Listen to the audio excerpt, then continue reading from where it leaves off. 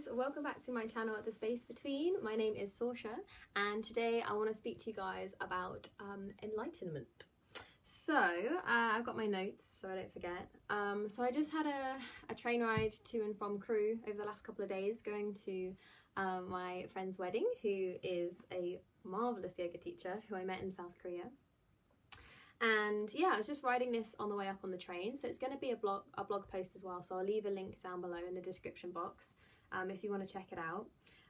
So yeah, I wanted to speak to you guys about meditation, enlightenment and all that serious yogi stuff.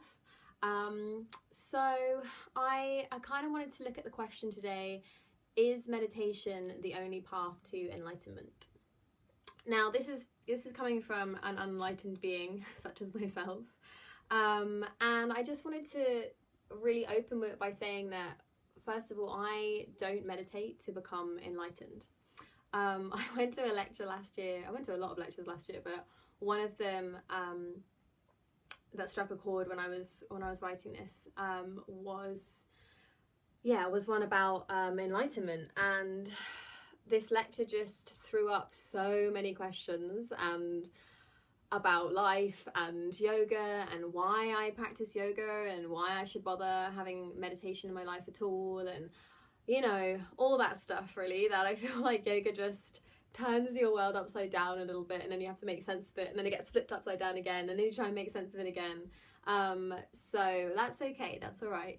But yeah, I don't meditate to become enlightened. I don't really think that any of us should be like hunting enlightenment. I think sometimes the more you try and grab hold of something, the more it just slips through your hands, you know. And if you are seeking it, then I think that's wonderful.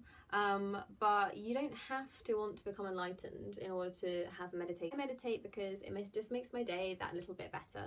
And as I've spoken about in videos before, it just allows me to take a little step back and to not have my emotions ruling me all the time, and to try and have a second before I react to something. Yeah, so I kind of feel less ruled by my mind and my emotions and my reactions.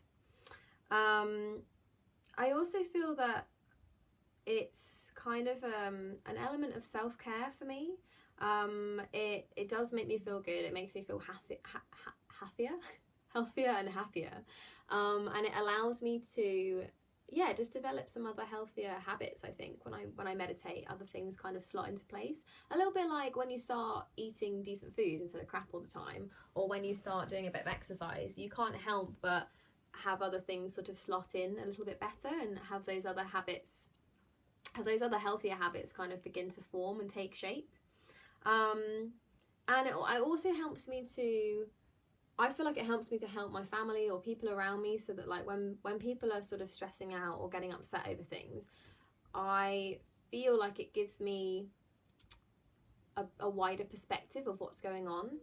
And sometimes I obviously need that for myself as well, because I like to, you know, worry over all this really tiny niggly details, and sometimes I just forget that there is a wider picture to everything. So I feel like you can't pour from an empty cup, right? So you kind of have to top yourself up in order to like top other people up. So you have to I guess you have to be light to shine light, you know. You have to have something to give something, I guess. And meditation makes me feel like I have something, and I want to share that goodness with other people as well. Going back to my notes, let's see, what else did I say? Yeah, okay, so I would say that meditation isn't the only way that I feel like I can achieve these things.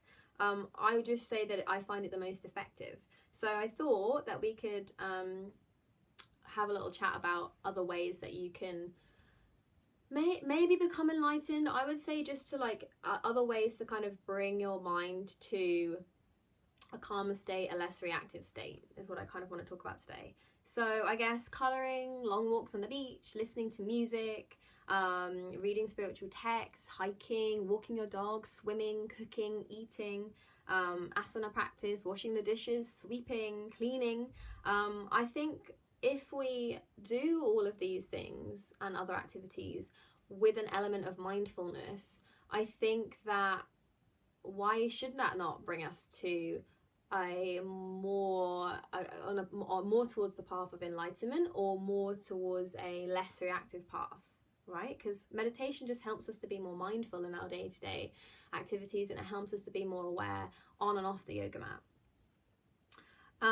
So yeah, and then I was thinking back to my days as a dancer, and how I would just choreograph in my room for hours and hours.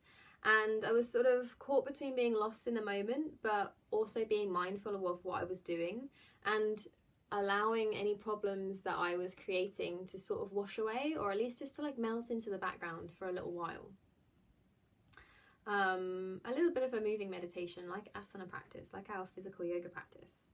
So I think people probably feel the same when they go and take their dog for a walk, or when they're colouring. You know, there's all those colour therapy books out at the moment. I feel like people must get an element of like mindfulness by being not mindless, but by just being able to switch off a little bit, or being able to switch off the part of their brain that's like kind of niggling at you all the time, like what if, what about doing this and this, and it just kind of allows you to stop those thoughts for a few minutes at least, or even just seconds throughout your day. Or even just enjoying some of the more mundane tasks, like enjoying the soap suds between your hands when you're doing the washing up. She says, like, I hate washing up sometimes. Actually, I will say, I used to hate washing up, and then my mum sees it, she'll be like, I think you still do. But yeah, it's not like my favourite activity. But I do think, like, if I zen out and I listen to music, or I watch like some crappy TV show that I wouldn't normally maybe make time for, or I try and do it like quite mindfully, and I just kind of enjoy, I don't know, I just enjoy it, and it almost becomes like therapeutic sometimes in the right frame of mind. So anyway, I just think that when we approach some of these tasks or activities or chores in a mindful way, then I would say and obviously I'm not enlightened, but I would say we certainly aren't hindering the process of becoming enlightened, or being on the path towards enlightenment, or like I say, just reaping those shorter and longer term benefits if you're not really looking to get enlightened, or if that's not your focus or your goal. I say goal because I don't really think that you should have that kind of goal, but whatever. So that's another article or another YouTube discussion. Okay, so to just kind of sum up, I know I'm like reading from my notes. I've just I had some drinks at the wedding yesterday, and my mind is just so foggy. I'd had food and stuff, obviously, and it was like a long day, which was really fun. But like, oh gosh, I just get like so spacey even if I have like one or two drinks like the day before. I just get so spaced out, and yeah. I feel like I only had a few drinks yesterday, but because I've not been drinking very much recently, which I actually quite like, to be honest. I just like, I was quite happy to just have some wine and a gin and tonic and be like, okay, and some champagne. Maybe I had a little bit yesterday, but anyway, so I'm just using this because I want to be relatively coherent. I want to get this video out to you guys as well. I kind of gave myself a deadline with some of these, and I was like, oh, if I don't do this today, then whilst it's quiet in the house. Anyway, I'm just going to stop waffling. So yoga is a scientific discipline of self-study and personal development. And when you're on your mat, you're meditating, and there are any distractions, and it's just you, right? And sometimes it can be blissful and peaceful and lovely, and other times it can be lonely as hell and terrifying. And some days, like one day you might go on your mat and feel like courageous and empowered, and the next day you might get on your mat and feel like this tiny person in this giant planet that's just hurtling around the sun. And I have lost my train of thought again because I'm really tired. Good YouTube vid, Sosh. I can't even say my own name. Good. So what I was saying was, so and you still just kind of persist with that practice, right? You still kind of get on your mat or make the time to meditate.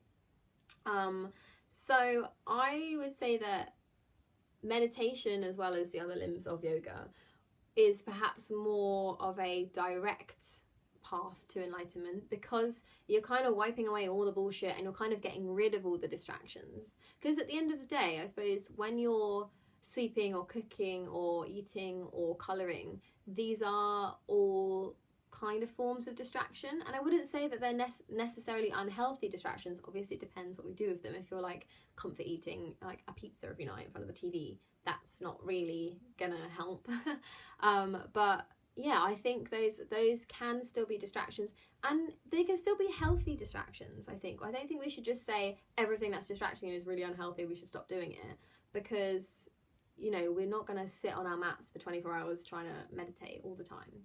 But I would say that because you're kind of just, it is just you and your breath and your mat or your mind, that meditation can be maybe more direct, because you're just kind of wading through all the other crap that you might have in the way. And then I just put kind of why not start or continue with a daily meditation practice and expand that off your mat. So explore these moments when you feel joy and bliss, and then sprinkle some more into your life.